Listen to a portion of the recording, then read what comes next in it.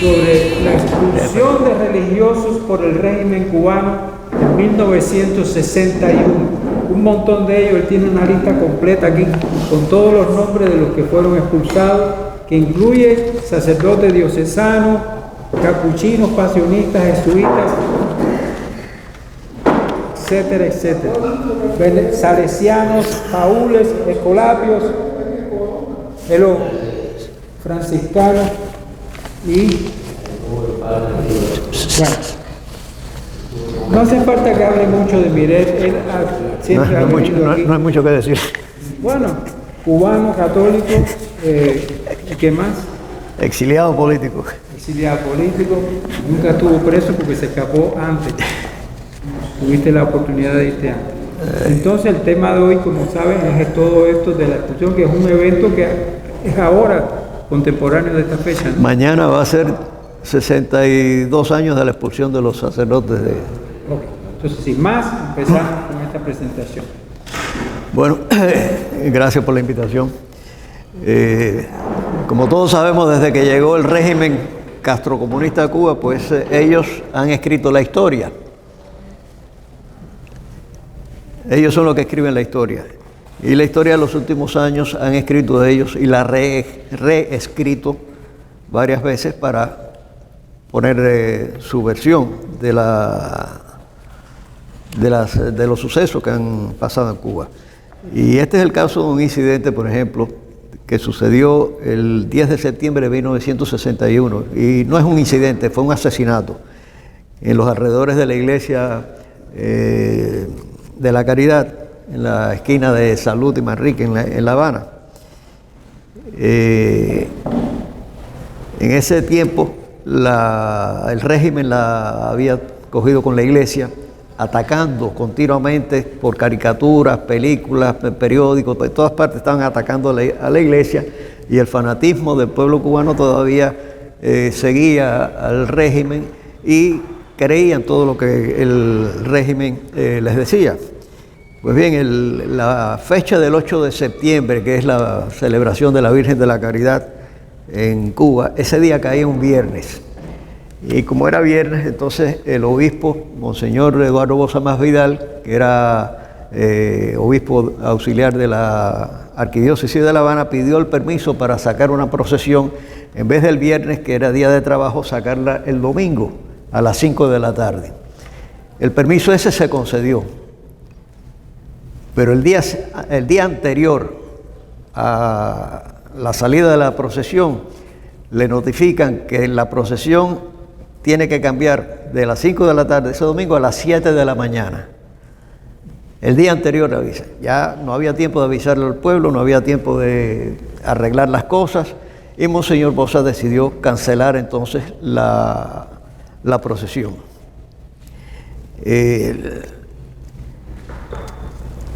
Voy a hacer una parte aquí. En mi barrio teníamos una iglesia que le decíamos El Derrumbe, que tenía la procesión más conocida de Cuba. Increíble, le llamábamos pasos a un armatroste donde estaban los santos. Le decíamos el paso de la burrita, que era la entrada de Cristo en Jerusalén, la sentencia de Pilatos, la crucifixión, la Verónica. En esa procesión participaban fácil 400, 500 personas participando en la procesión, y venían gente de toda La Habana, de todas partes, a ver esa procesión. Y ese año cayó el 31 de marzo, el Viernes Santo. El régimen dio el permiso, pero el día antes la policía llama y dice que el permiso estaba concedido, pero no garantizaban la seguridad de los participantes, porque el pueblo estaba revirado en contra de la iglesia y ellos no le iban a combatir al pueblo. En esas condiciones, los que dirigían, yo participaba, pero era un muchacho joven, los que participaban, los mayores, decidieron cancelar la procesión. Y como no había forma de avisar a nadie, pues se llenó de público el frente de la iglesia, pero sí, cientos de personas.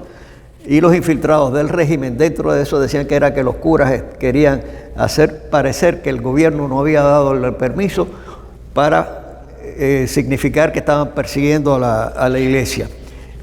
El grupito de la Acción Católica, las personas que participábamos en la procesión, pues salimos entonces a hablar con la gente de que no, esa no era la situación, que simplemente no garantizaban. Dijimos la verdad, que no garantizaban la seguridad de todos los participantes, pero era en los distintos estilos, formas de ellos de perseguir a la iglesia. Pero en la procesión de la caridad pasó que el domingo, a las 5 de la tarde, la gente no sabía que la procesión estaba suspendida y se fueron para el frente de la iglesia pidiendo que sacaran la procesión, pero pidiendo que sacaran la procesión como una exigencia de que se le diera libertad a la iglesia de sacar esa procesión, no protestando en contra de los curas, sino protestando en contra del régimen. Y probablemente el régimen cambió la hora tan inverosímil de poner una procesión a las 7 de la mañana, un domingo que nadie iba a ir, probablemente lo hizo con miedo a que se convirtiera aquello en una protesta.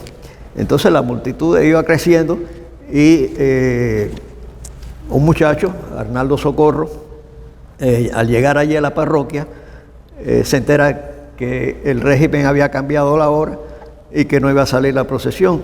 Y entonces él lo que hizo fue pedir, o alguien le dio un cuadro de la Virgen de la Caridad y alguien lo montó en hombros y salieron en procesión con el cuadro de la Virgen. Arnaldo llevaba el cuadro de la Virgen en alto. Y así comenzó la procesión y la gente iban gritando viva Cristo Rey, viva la Virgen, etcétera, etcétera. Un hermano de Arnaldo que se llama Felipe, él recuerda que aquel día 10 estaban celebrando el cumpleaños de un hijo de él, porque el hijo de él cumplía años al día siguiente, lo estaban celebrando el domingo, día de fiesta. Y Arnaldo pasó por la fiestecita, se comió un dulce y le dijo, me voy para la procesión. Esa fue la última vez que lo vio vivo. Los milicianos y la policía entonces empezaron a hostigar a la gente que estaban allí pidiendo que se sacara la procesión o que estaban siguiendo a la procesión. Y un miliciano vestido de uniforme, con metralleta, disparó contra la multitud por la espalda. Y ahí fue donde hirieron a Arnaldo. Inclusive hay un testigo presencial de aquello, Eduardo de la Fuente, que vive aquí en Miami, muy activo en cosas de la ermita y demás, que dice él que él ayudó a introducir a Arnaldo en un carro para que lo llevaran al hospital. Y que al otro día, cuando llegó a la iglesia para investigar, para saber, se enteró que Arnaldo había fallecido. Ahora, lo inaudito de este caso, lo que es increíble es que acusaron a un sacerdote del crimen. El sacerdote se llama Agnelio Blanco, creo que falleció hace un año, más o menos, una cosa así. Acusaron a Agnelio Blanco de haber disparado. Inclusive, yo lo busqué en la revista Bohemia del 17 de septiembre de 1961, inclusive dan señales de que de la iglesia se disparó, dentro de la iglesia se disparó. Y en otra parte dice que Agnelio Blanco había utilizado una pistola para hacer los disparos. Ese fue el relato larguísimo que publicó la revista Bohemia. También dijeron que parte de lo que además del Arnaldo lo nombraron obrero mártir de la revolución, asesinado por los curas, que era como ellos se expresaban, en contubernio con la CIA, era como era la cosa. Bueno, ya era.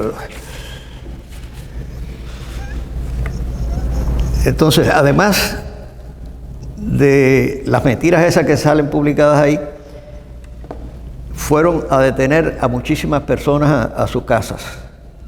Se los llevaron presos. Hubo un individuo que fue condenado a 9 años de prisión. Como no lo podían acusar a ese individuo de asesinato, ninguno de los que habían cogido presos los podían acusar de asesinato, los acusaron de promover una rebelión contra el pueblo, etcétera, etcétera. Y al crimen suman todavía el ultraje de cogerse el cuerpo para enterrarlo como mártir de la revolución, héroe del trabajo y todas esas cosas. Y dice que Arnaldo había sido asesinado porque quería impedir el acto que estaban planeando los esbirros con sotana. Esas son palabras que salen en la revista Bohemia. Por supuesto, la Bohemia ya en ese momento estaba incautada, ya era vocero del régimen. Entonces, el hermano de Arnaldo cuenta, y lo leo textualmente, dice: nosotros estábamos en el velorio, había mucha gente, llegaron varios agentes de seguridad y se llevaron presos a unos cuantos. Un sobrino de mi esposa que estaba allí se había operado de un quiste y ellos creían que había sido herido. Ellos, cuando se refiere a ellos, es la seguridad del Estado, el G2 o la policía. Creían que había sido herido de bala. Y le arrancaron la venda y entonces se dieron cuenta que no, que era una operación que había tenido el muchacho.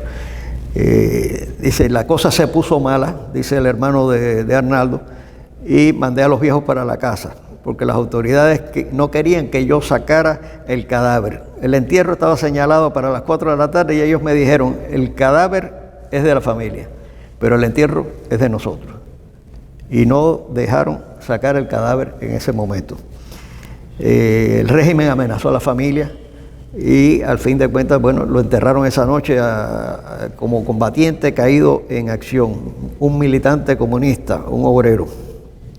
Le robaron el cadáver a la familia. El hermano de él dice también que, para desmentir el hecho de que Arnaldo fuera o no fanático de la revolución, dice, él estaba en desacuerdo con la revolución desde hacía rato. Yo sí al principio simpaticé, pero después me di cuenta de que aquello no servía. Inclusive cuando lo mataron, además, él era muy religioso.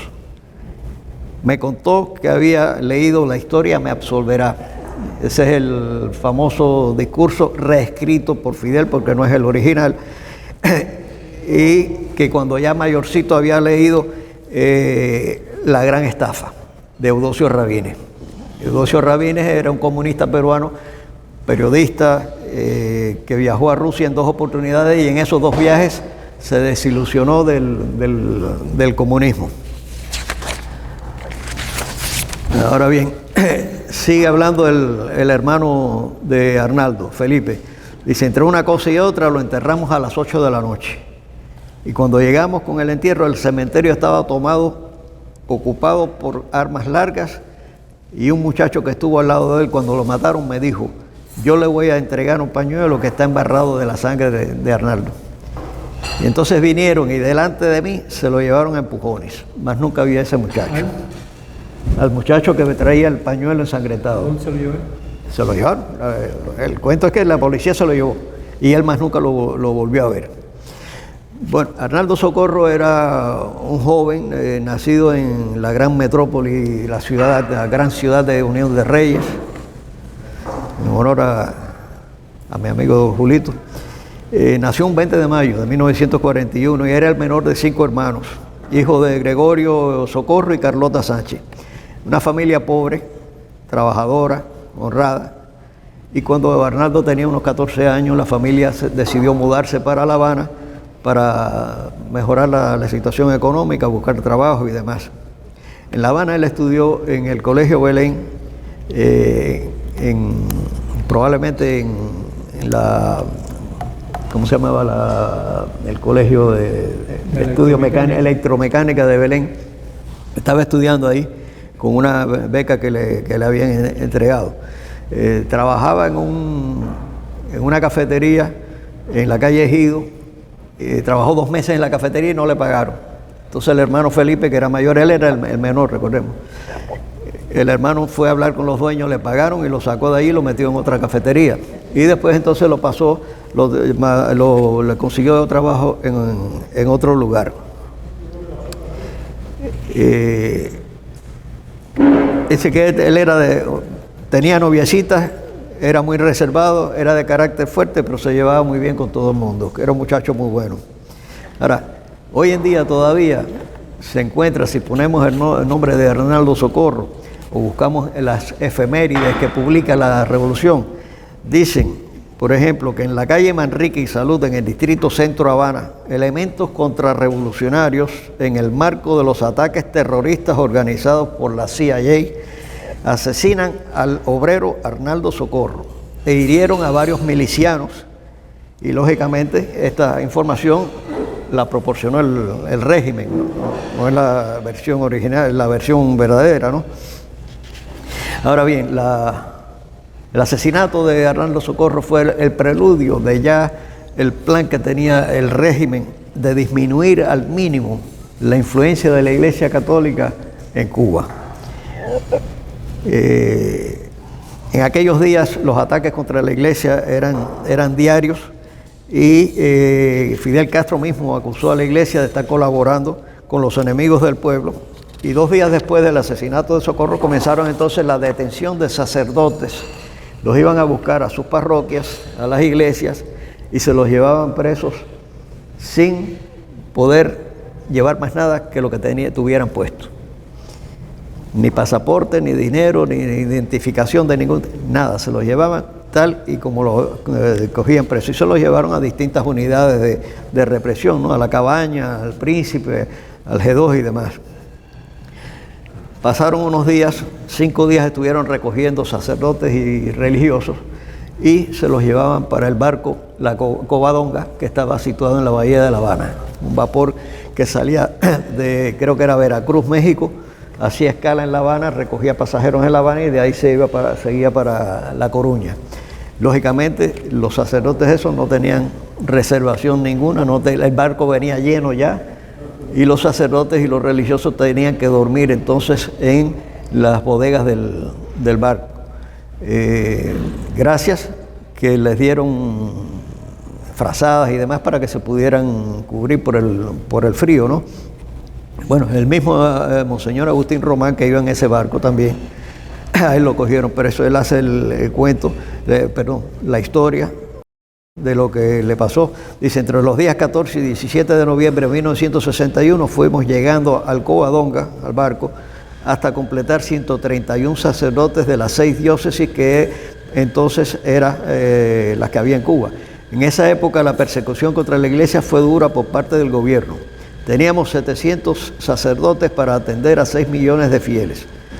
Desde los años 60 las expulsiones de sacerdotes comenzaron con la excusa de que eran extranjeros. El plan era limitar el clero de Cuba, de toda la isla, a 200 sacerdotes, con lo cual ellos pensaban que con eso debilitaban a la Iglesia Católica.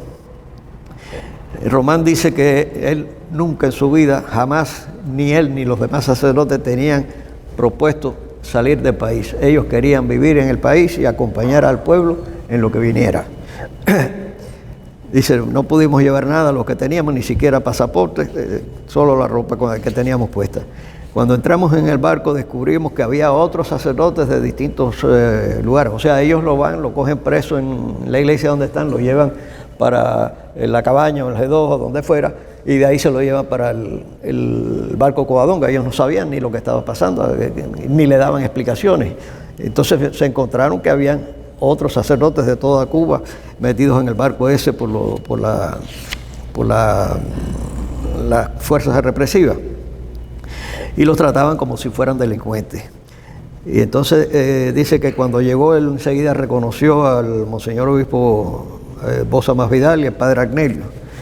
La sirena del barco avisando la salida, todos salimos a la cubierta y desde allí vieron a parte del pueblo que fue a despedirlos. Yo soy honesto, yo viví en Cuba y yo no me enteré de aquello.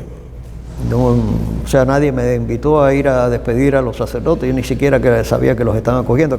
Cada uno en aquella época estaba en sus asuntos también, ¿no?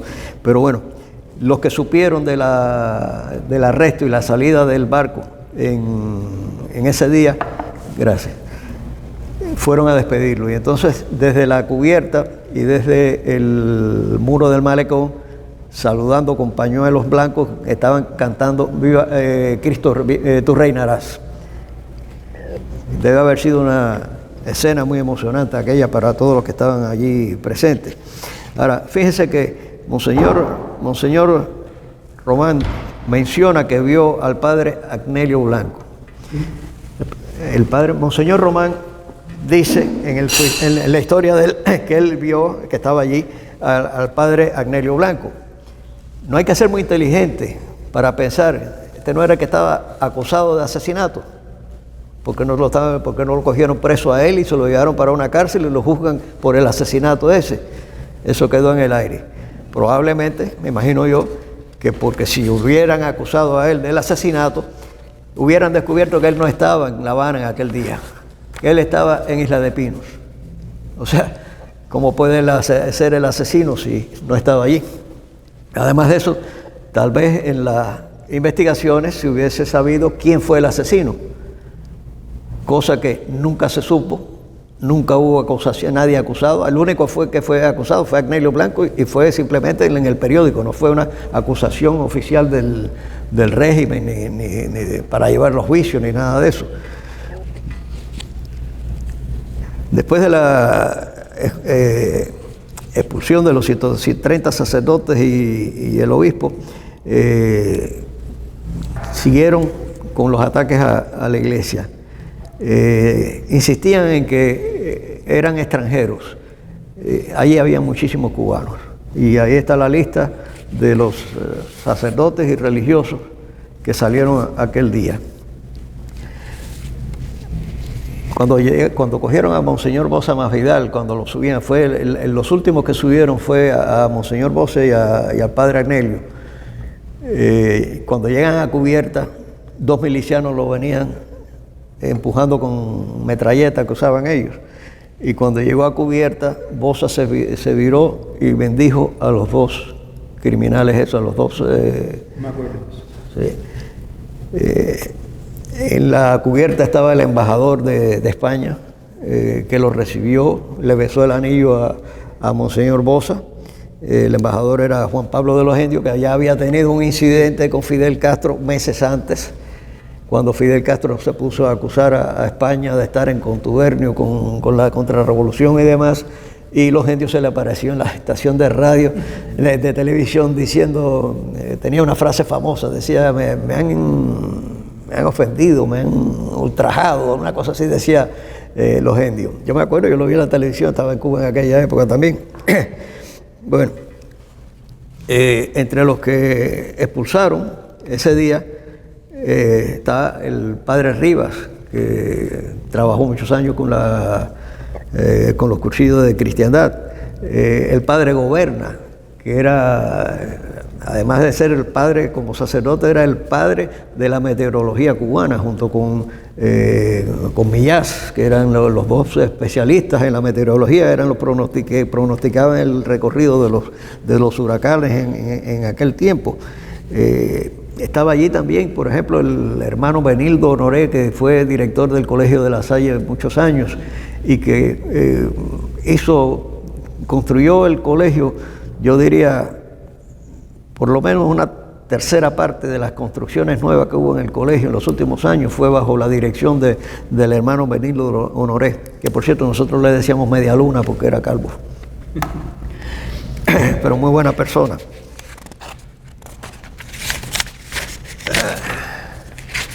Bueno, al final fueron 131 sacerdotes y sí habían extranjeros.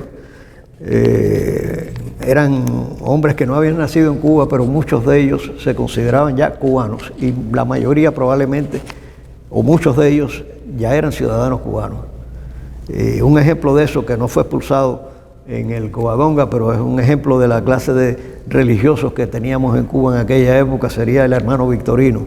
El hermano Victorino fue el fundador de la Acción Católica Cubana y él decía de sí mismo que él era un cubano nacido en Francia, de lo cubano que se sentía, y dejó escrito en su testamento que él quería que cuando Cuba fuera libre fuera enterrado, sus restos fueran recogidos en una urna y llevados a la gruta de la Virgen de Lourdes, que está en la iglesia de Sagrado Corazón de la Quinta Avenida de Miramar. Él quiere que se le entierre allí cuando sea posible. O sea, ese era el tipo de extranjeros que teníamos en Cuba como sacerdote. El régimen pensó que con la expulsión de estos sacerdotes, pues en Cuba se extinguiría la religión, pero si echamos una mirada a la Cuba de hoy, la iglesia sigue viva, no solo la iglesia católica, otras denominaciones cristianas también. La iglesia sigue creciendo, a pesar de que carece de sacerdotes y carece de religiosos que ayuden a propagar la fe. A fin de cuentas, el régimen desterró 130 sacerdotes y un obispo, pero no desterró al Señor de Cuba. Amén.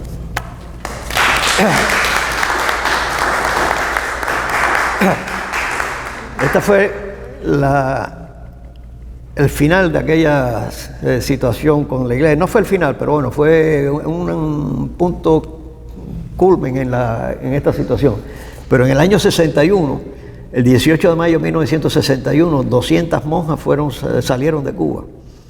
Expulsadas, no fue a punta de pistola ni demás, pero si ellas son maestras y les quitan el colegio, les quitan el medio de vida que ellas tienen el trabajo apostólico que ellas realizan, no les queda más remedio que irse. Es una expulsión forzada. El 25 de mayo, 110 hermanos de la Salle de Cuba salieron. Expulsados también en la misma situación. ¿Dónde iban a ir? No tenían dónde ir.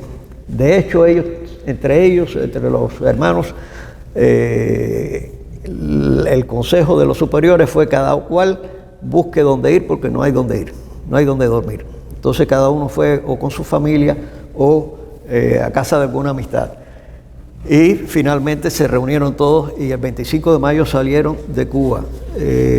Eran 110 personas, 110 hermanos, 84 cubanos, 12 franceses, 8 mexicanos, 5 españoles y un colombiano. La inmensa mayoría eran cubanos. A finales de mayo de 1961, 137 sacerdotes y monjas fueron expulsados de Cuba y embarcados en el vapor Marqués Comilla. De esta expulsión no se habla mucho, o no se habla nada. Y el 17 de septiembre fue cuando sucedió la expulsión de los 131 sacerdotes y religiosos. Y bueno, Julito, tú tienes mucha más información que yo en esto, puedes ayudarnos.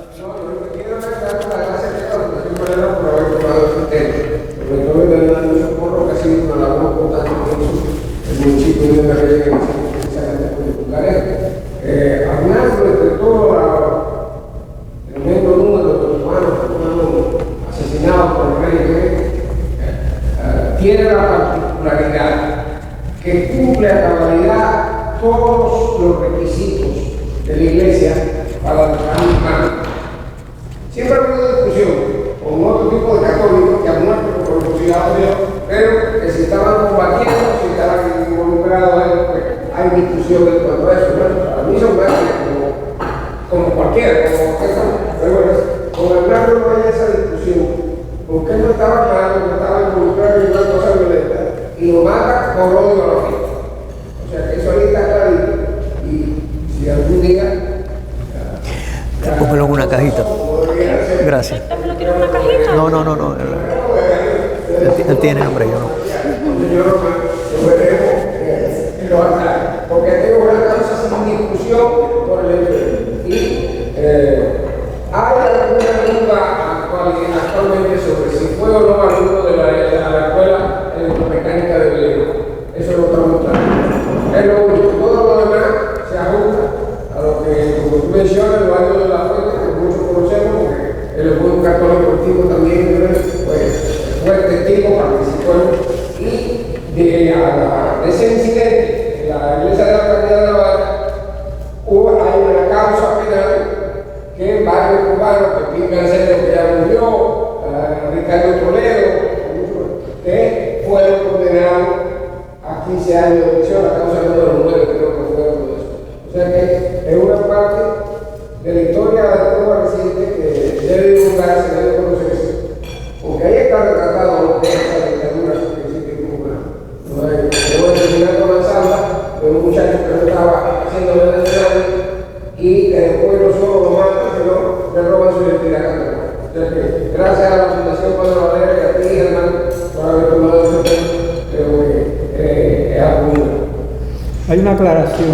la cuestión de la definición de un mártir tiene que ser por la fe, alguien que muere por la fe, explícitamente. Por ejemplo, Santa Juana de Arco no es mártir. Ella murió en la guerra entre Francia e Inglaterra por un motivo político. Ella es una mujer santa, valerosa, etc. Pero no es mártir, porque no muere por la fe, muere por una lucha política entre dos naciones. Pero también es por la justicia, mártir por la justicia, por la caridad. No sé si tienes la definición correcta, pero bueno, no quiero discutir contigo sobre eso.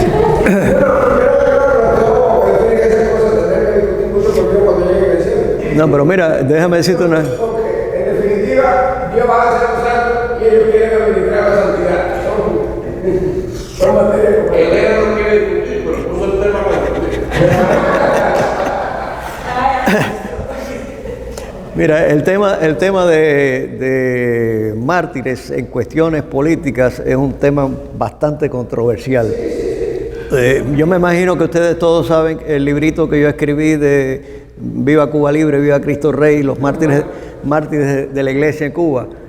Yo le enseñé el borrador a un cardenal en Roma, cuando yo viajaba con frecuencia, y él se quedó impresionado. Y en ese momento se empezaba a procesar las causas de santidad de los mártires de la Guerra Civil Española.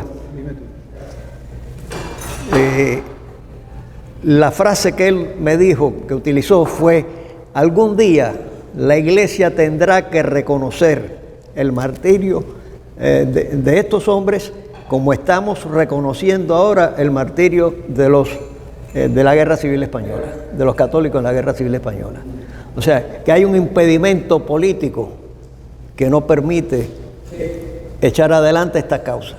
Pedro tenía una pregunta. Pedro. Primeramente, Germán, felicitaciones por esa presentación histórica tan correcta. Porque los personajes que nombraste, la vida me dio la oportunidad de conocer al padre Rivas Cánepa en Santiago de Cuba. Acuérdense que yo soy de Guantánamo, estaba estudiando en la Universidad de Oriente, en la ciudad de Santiago de Cuba. En mis actividades conspirativas en el movimiento demócrata cristiano, el asesor del movimiento demócrata cristiano en Santiago de Cuba o en la provincia de Oriente era el padre Rivas Cánepa. Y el hermano de él también conspiraba y llegó a ser en un momento determinado el coordinador nacional del movimiento demócrata cristiano. La gran coincidencia, yo vivía en una casa de huéspedes, $40 o 45 pesos cubanos mensuales, comida, habitación y todo eso. Y a una cuadra estaba una iglesia, que no me recuerdo cómo se llamaba la iglesia esa, creo que era Santa Elena, pero no estoy seguro, vaya. Y da la casualidad que yo estaba en la casa de huéspedes y digo, déjame llegarme a ver al padre Rivas Cánepa para hablar con él cualquier problema que se presentaba en ese momento. Estando en conversación con el padre Rivas Cánepa, entró una señora llorando y rezando, diciendo que los guardias se habían metido en la catedral y se habían llevado presos a todos los sacerdotes que estaban en ese momento en la catedral de Santiago de Cuba.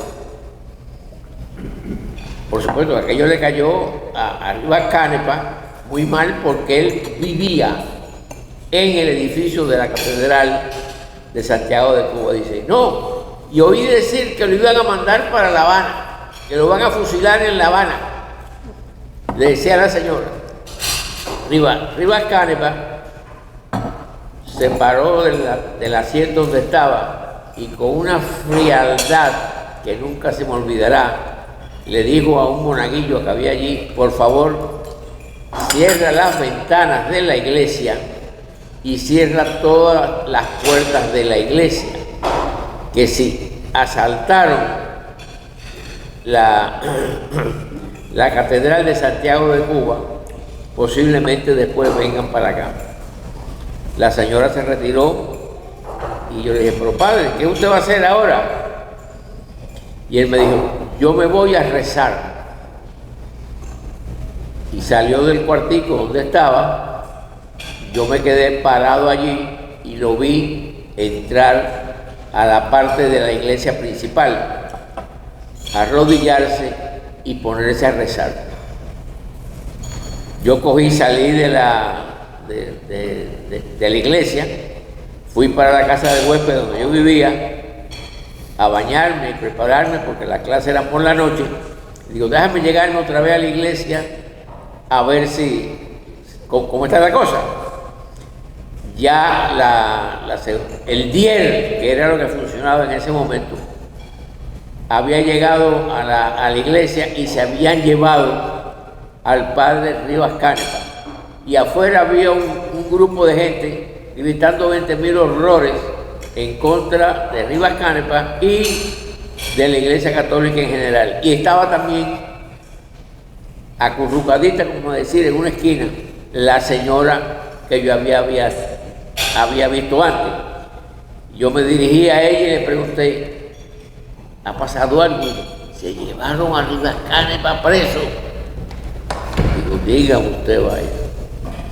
Pero a mí lo que no se me olvidará fue la sencillez y la frialdad de aquel hombre, que sabiendo y comprendiendo que lo iban a arrestar, porque no sabíamos lo que estaba pasando en La Habana, dijo, me voy a rezar. Y lo vi arrodillado allí, rezando, vaya, hasta que yo me fui también de la iglesia. Los revolucionarios generalmente tienen la idea de matar a los contrarios, de eliminarlos.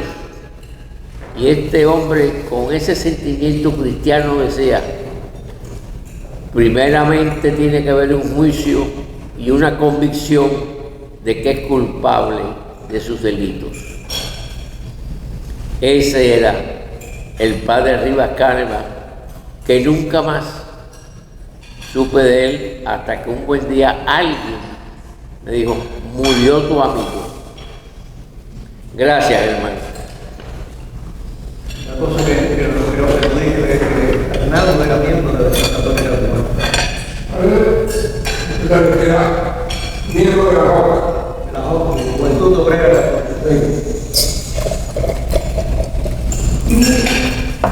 ¿De acuerdo? ¿Dijiste Cookie Bush era católico? Cookie Bush. Ya, la cosa de Felipe, él sí estaba haciendo cosas contra el régimen, o sea, había participado en reuniones, venta de bonos, ese tipo de cosas que tantos hicimos, ¿no? Y en una ocasión por poco lo cogen y tuvo que estar toda la madrugada fuera de su casa. O sea que no era tampoco ningún improvisado en la cuestión de que estaba en la procesión por curiosidad, estaba porque era un hombre de fe. Y refiriendo a la procesión del barrio Río, la procesión aquella nunca salió. ¿La procesión qué? Más nunca salió. No. O sea, el último año que salió fue el año 60. Y ahí había decenas de figuras, inclusive del sacerdote que estaba encargado de la iglesia. Por ejemplo, nosotros le decíamos a esta grupo porque eso hubiera derrumbado su el sacerdote, uno de los proyectos que él tenía era modernizar lo más que pudiera la procesión y comprar nuevos pasos, las nuevas imágenes, el punto de imágenes. Y ya estuvo en Cuba 9 años. Los 9 años que estuvo en Cuba, él pudo adquirir 4 nuevos pasos. O sea, la sentencia era muy nuevo, la dolorosa, que era una imagen preciosa, grandísima, la flagelación y la coronación de espinas, eran pasos nuevos que se habían hecho. O sea, esa procesión hubiera crecido muchísimo más. Que es lo que yo siempre he dicho, no es tanto en sí lo que se perdió en ese momento, sino el futuro que quedó trunco para Cuba. ¿A dónde podía haber llegado Cuba si no tuviéramos... Cuando fue el Papa Juan Pablo II, hubo una especie de resurgir, ¿de acuerdo? Y hubo una procesión de la imagen de la Virgen por toda la Cuba. Que fue sorprendente la cantidad de gente que se sumaba a esa procesión. Yo me acuerdo como el señor Carlos Manuel de Céspedes estaba una vez en su iglesia y tuvo que salir de la iglesia por la cantidad de gente que se había acumulado. Y una negrita que estaba enfrente le dijo, ¿cómo se llama usted? Y él dijo, Carlos Manuel de Céspedes. Y la negrita dijo, ¿cómo? Creo que era el patrón. Yo me acuerdo de esa historia, la hizo el señor Carlos Manuel de Céspedes. Y esa fue una procesión tremenda, señor, Un anuncio por en mi biografía, la que tiene el señor Romero, toda esa parte de la está abundantemente documentada por la entendido sobre cómo fue todas estas cosas. Y uno de los detalles más bonitos, más que da la medida, en este caso de quién era el señor Román como evangelizador, cuando lo van a arrestar, precisamente para llevarlo para La Habana, para el banco, él estaba en la parroquia de él, era San Miguel de los Baños, pero el obispo los había mandado a que se concentraran, los curas que quedaban en la provincia de Matanzas, en 2 puntos diferentes para que estuvieran juntos, que no estuvieran regados, porque así no se enteraban lo que les pasaba a ninguno de ellos si no estaban juntos, ¿no? Entonces, cuando lo van a buscar, él les pide permiso a los 2 milicianos que se lo llevan para consumir las hostias que estaban en el sagrario y lo llevan. Y entonces los 2 milicianos se quedan en las gradas del altar, él sube al sagrario y dice que había muchas hostias que se demoró un poco, pero las pudo consumir todas. Y que entonces que él se dio cuenta de que aquellos 2 milicianos estaban en la luna, no sabían qué estaba pasando allí. Y él les dio toda una explicación de que los católicos creemos que este es el cuerpo de Cristo. Me dijo, fue la última catequesis que di en Cuba. Es increíble cómo esta gente ha logrado borrar la historia de Cuba. Hay una obra que, por cierto, la pasé en este último programa de la República, que es La ciudad de los niños y el padre Testé. Antes de escribir el artículo, yo le pregunté a varias personas que han llegado de Cuba hace 8 o 10 años, no reciente, y bueno, recientemente también. Nadie ha oído hablar jamás en la vida de la ciudad de los niños. Y era tremenda obra. El padre Testé es un hombre que el plan que él tenía era increíble. En la inauguración de la ciudad de los niños, él dijo, esta es la primera. Ya tenían comprado un terreno para hacer una ciudad de los niños, creo que era en Matanzas, cerca de Varadero, para dar clases a los muchachos sobre cómo aprovechar más la pesquería, los que tenían vocación de pescadores, enseñarles todo lo relativo al mar. Pero ellos borraron toda la historia, y la que no borraron la escribieron a su manera, a su propaganda. Y eso es lo que tenemos con el caso de Arnaldo Socorro y la procesión aquella. Por supuesto que ya de Arnaldo Socorro en el régimen ni siquiera se acuerdan de eso. Eso lo borraron completamente de la mente. Además, todos sabemos la gran potencia, los cubanos que tienen relación. Y en Cuba se supo la realidad del caso de Arnaldo Socorro. Con boca de la gente que lo conoció, claro, no se supo a nivel de poder desmentir lo que estaban diciendo ellos, ¿no? Pero sí, hubo muchos cubanos que supieron la verdad sobre Arnaldo. Y en Unión de Reyes ni le cuento, y a quién iban a engañar. Sí, me estaba preguntando Elena, efectivamente, nosotros nos enteramos en la prisión, en la Espinos, de la muerte del Socorro, pero teníamos la versión verdadera de lo de eso enseguida, porque la propia familia que venían a las visitas, pues nos comunicaban, partían con nosotros y se sabía que había sido un crimen del régimen, ¿no? Del gobierno. Pero qué curioso. O sea, nos atacan por la fe, expulsan a los sacerdotes.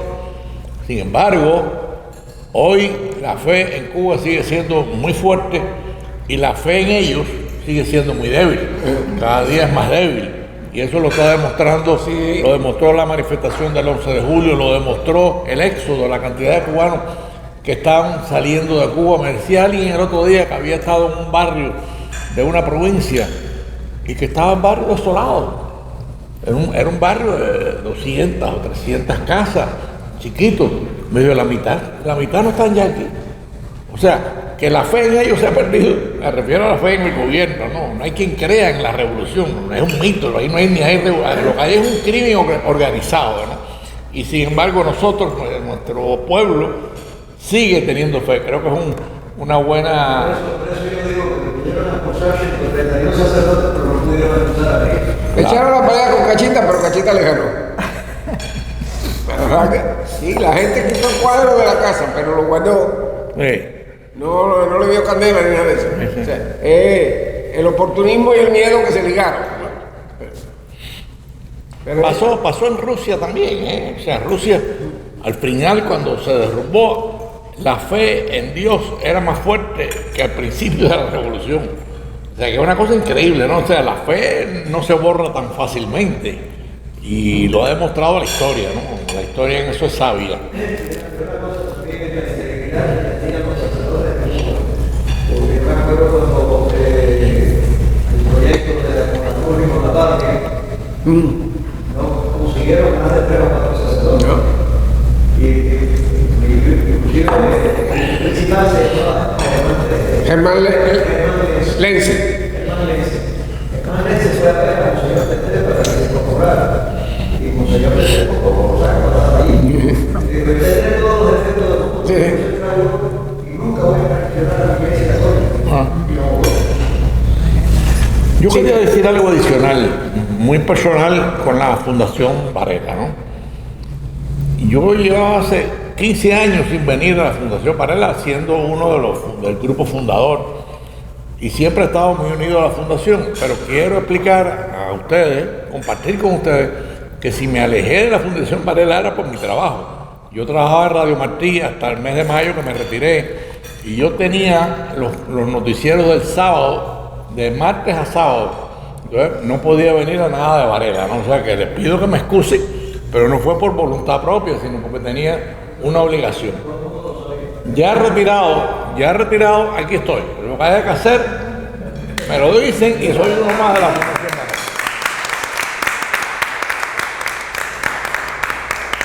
Debe decirle que de estar en las organizaciones en Miami, yo sé que aquí tenemos a una persona como aquella que son expertos en esto, en conocimiento, en experiencia, y le agradecemos mucho su presencia y el compartir con ustedes como honestidad estas cosas. De hecho, la próxima peña Varela la va a dar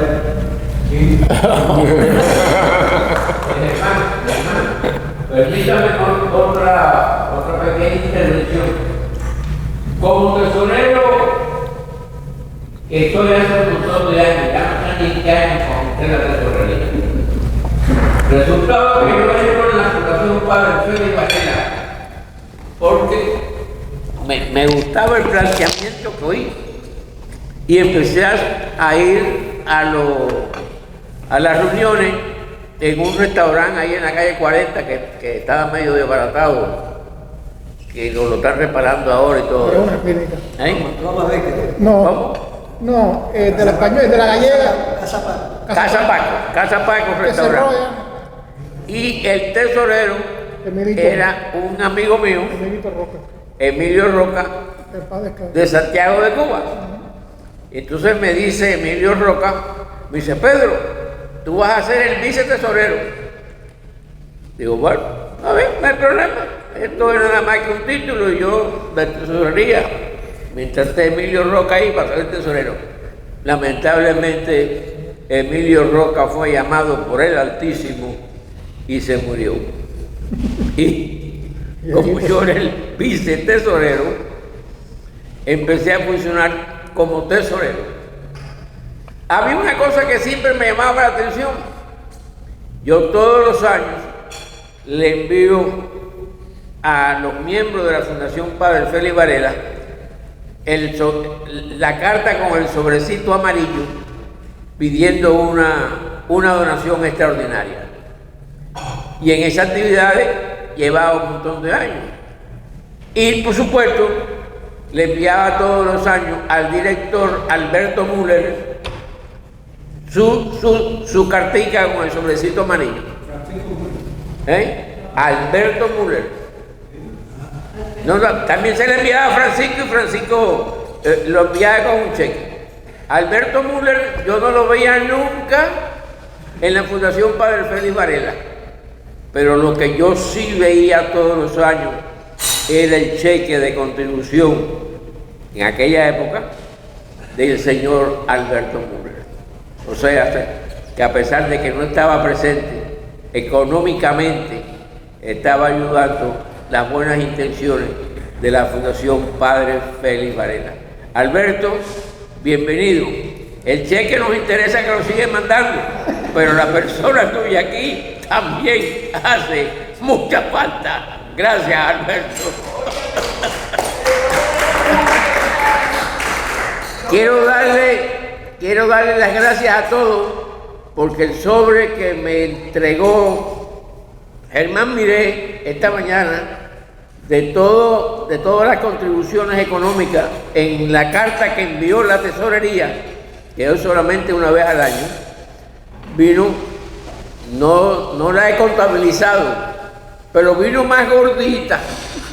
Así que muchísimas gracias a los miembros de la Fundación Padre Félix Varela y no pierdan esa buena oportunidad de dar una contribución económica que hace mucha falta. Gracias. ¿Ocurre alguna idea? Se me acaba de ocurrir ahora. Pedirle al arzobispo que nos permita en la parroquia informar a las parroquias, compartir con las parroquias todo el proceso de beatificación. Entonces eso sería interesante, porque estoy seguro que el arzobispo va a estar de acuerdo. O sea, y una comisión de nosotros ir a ver al arzobispo y decirlo, ayúdennos en esto, ¿sí?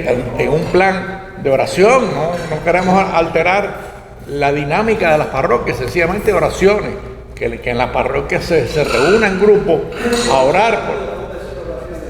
No puede haber oraciones, no se pueden hacer oraciones públicas, porque la devoción esta no es pública, es privada. Pero si son oraciones privadas, en cada parroquia. Bueno, pues no la hacemos en la ermita. Un grupo de 4, 6 personas, 10 personas, y tienen una oración a Padre Félix Varela en casa, eso es privado. Pero si es en la misa, digamos, pública, no se puede hacer. ¿Y en la escuela? Pero en la escuela se puede dar, o sea, el proyecto es dar a conocer la figura, no reunirse para rezar. Pero reunirse para compartir el proceso, la información del proceso. Ya por ahí empezamos, porque además estamos hablando de Varela. O sea, Varela no solamente tiene la connotación religiosa, que es importante en él, tiene la connotación humanitaria, que también es importante en él, y tiene la connotación patriótica. Fue casi el primer independentista de la historia cubana, o sea, el hombre que bueno, para muchos es el que nos ayudó a pensar. En fin, con Varela hay tantas incidencias importantes que nosotros, y es una forma de darlo a conocer por parroquia, y no tenemos que hablar de la beatificación. También.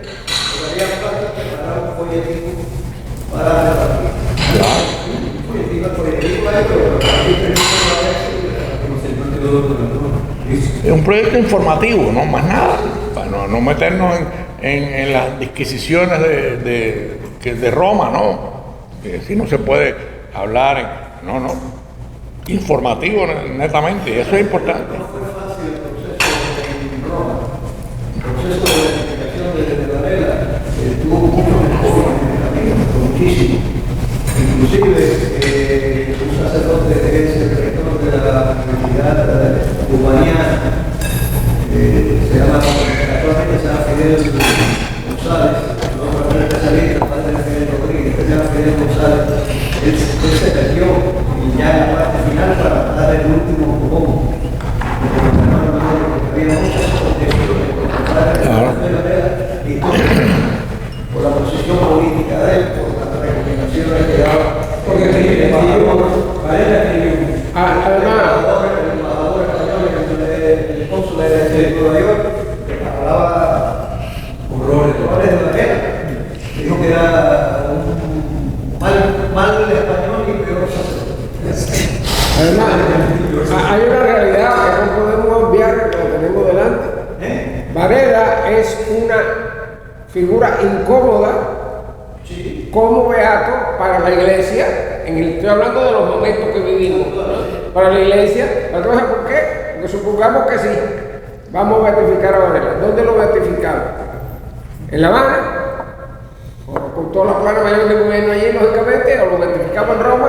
¿Qué hacemos con los exiliados que siempre nos dan problemas? ¿Les permitimos participar? O sea, se transforma en un problema que el Vaticano no quiere y que la Iglesia de Cuba no quiere tampoco, porque aumenta la situación tan incómoda que ellos tienen. Vamos a dar gracias al Señor por esta reunión que hemos tenido, que todas las ideas que se han planteado aquí sean para el beneficio de nuestra patria, de nuestras almas, de nuestros grupos y de la Fundación Padre Varela. Amén. Amén.